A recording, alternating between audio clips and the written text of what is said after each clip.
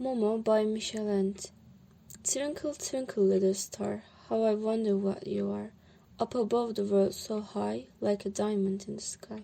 Jane Taylor. The Part 1, Momo and her friends. And the Chapter 1, the amphitheater. Long, long ago, when people spoke languages quite different from our own, many fine big cities already existed in the sunny lands of the world.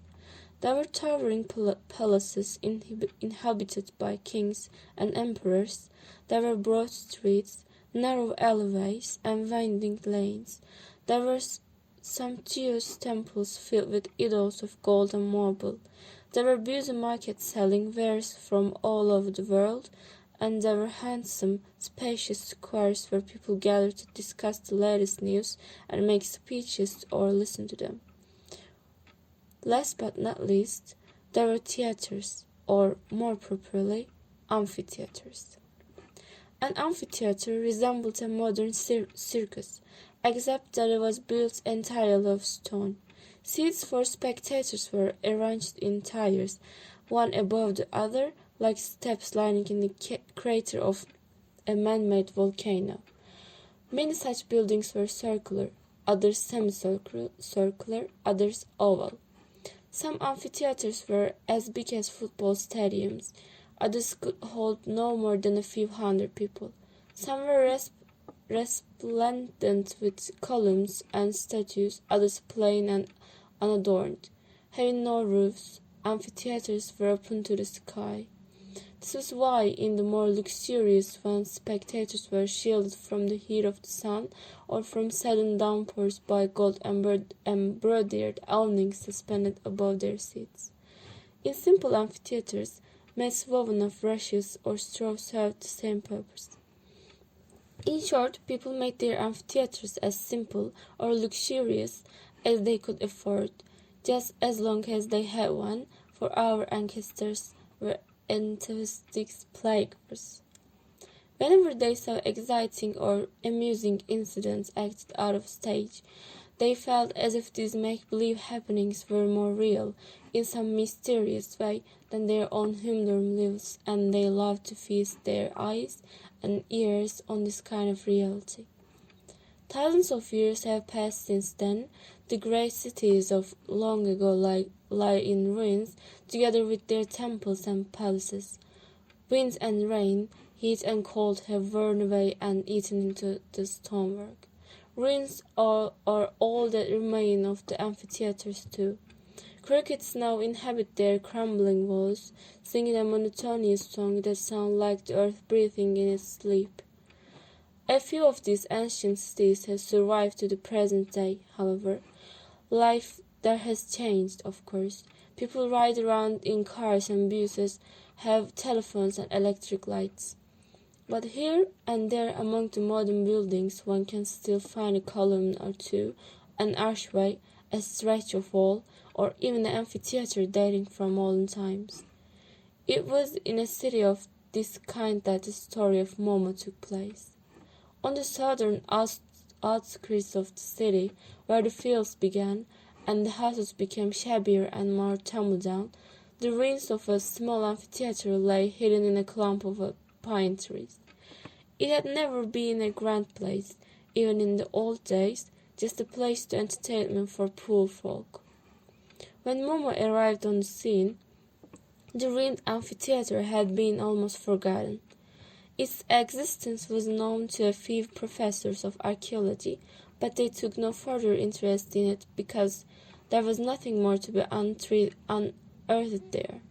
It wasn't an attraction to be compared with others in the city, either, so the few stray tourists or sightseers who visited from time to time merely clambered around on the grass-grown tires of seats, made a lot of noise, took a couple of snapshots, and went away again. Then silence returned to the stone area, and the crickets started on the next verse of their interminable, unchanging song. The strange, round building was really known only to the folk who lived in the immediate neighborhood. They grazed their goats there. their children played ball on what had once been the central stage, and sweethearts would sometimes meet there in the evenings. One day, however, word went around that someone had moved into the ruins. It was a child, a girl, most likely, though this was hard to say because she wore such funny clothes. The newcomer's name was Momo. Aside from being rather odd, Momo's personal appearance might well have shocked anyone who set store by looking clean and tidy. She was so small and thin that, with the best will in the world, no one could have told her age. Her unruly mop of jet black hair looked as if it had never seen a comb or a pair of scissors. She had very big, beautiful eyes, as black as her hair, and feet of almost the same color, for she nearly always went around barefoot. Although she sometimes wore shoes in the winter time, the only shoes she had weren't a pair, and besides, they were far too big for her. This was because Momo owned nothing apart from what she had found lying around or had been given. Her ankle-length dress was a mass of patches of different colors, and over it she wore a man's jacket, also far too big for her, with the sleeves turned up the wrist. Momo had decided against cutting them off because she wisely reflected that she was still growing, and goodness only knew if she would ever find another jacket as useful as this one, with all its many pockets. Beneath the grassy stage of the ruined amphitheater, half choked with rubble, were some underground chambers which could be reached by way of a hole in the outer wall, and this was where Momo had set up house. One afternoon, a group of men and women from the neighborhood turned up and tried to question her. Momo eyed them apprehensively, fearing that they had come to chase her away, but she soon saw that they meant well. Being poor like herself, they knew how hard life could be. "So," said one of the men, "you like it here, do you?" Momo nodded. "And you want to stay here?" "Yes, very much." "Won't you be missed, though?" "No." "I mean, shouldn't you go home?" "This is my home," Momo said promptly. Where do you came from?"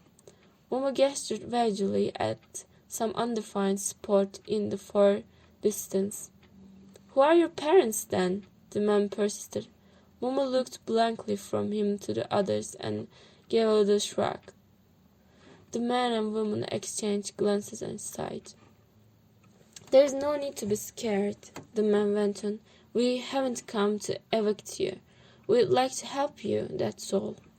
Momo nodded and said nothing, not entirely reassured. "You're called Momo, aren't you?" "Yes." "That's a pretty name, but I've never heard it before. Who gave it to you?" "I did," said Momo. "You choose your own name?" "Yes." "Where were you born?" Momo pondered this. "As far as I can remember," she said at length, "I've always been around." "But don't you have any aunts or uncles or grandparents? Don't you have any relations at all who'd give you a home?" Momo just looked at the man in silence for a while.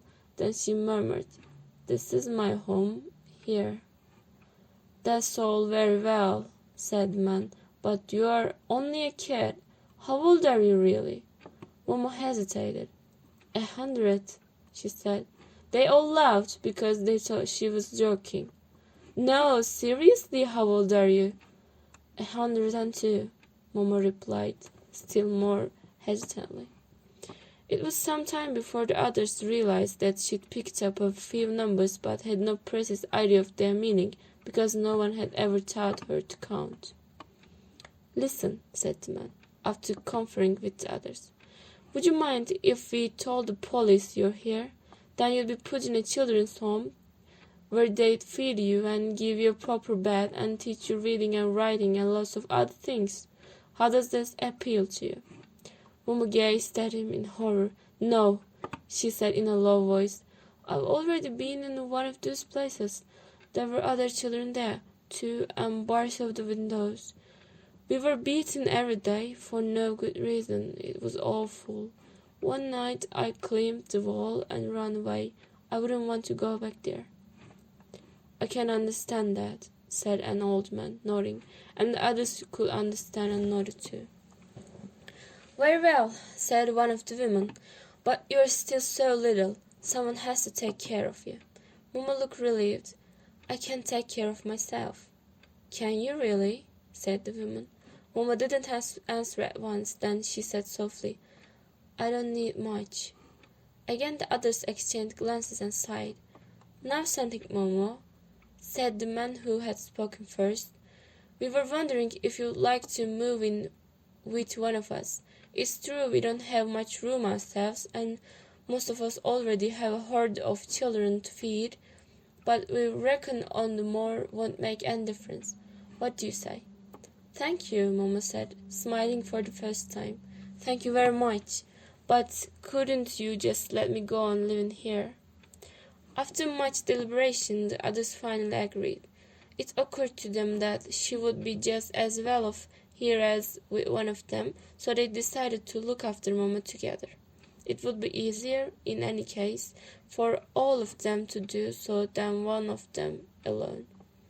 They made an immediate start by spring cleaning Momo's dilapidated dungeon and refurbishing it as best they could.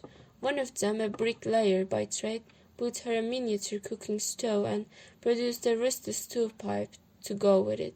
The old man, who has a carpenter, nailed together a little table and 2 chairs out of some packing cases. As for the womenfolk, they brought along this decrepit iron bedstead adorned with curlicues, a mattress with only a few rents in it, and a couple of blankets. The stone cell beneath the stage of the ruined amphitheater became a snug little room. The bricklayer, who fancied himself as an artist, added the finishing touch by painting a pretty flower picture on the wall. He even painted a pretend frame around it and a pretend nail as well. Last of all, the people's children came along with whatever food they could spare. One brought a morsel of cheese, another a hunk of bread, another some fruit, and so on. And because so many children came, the occasion turned into a regular housewarming party. Momo's installation in the old amphitheater was celebrated as zestfully as only the poor of this world know how. And that was the beginning of her friendship with the people of the neighborhood. It was the chapter 1. I hope you enjoyed. I really loved the book of the Momo. Maybe I read all the chapters, but maybe not. I don't know. But even if I don't, you go read. It's a beautiful story.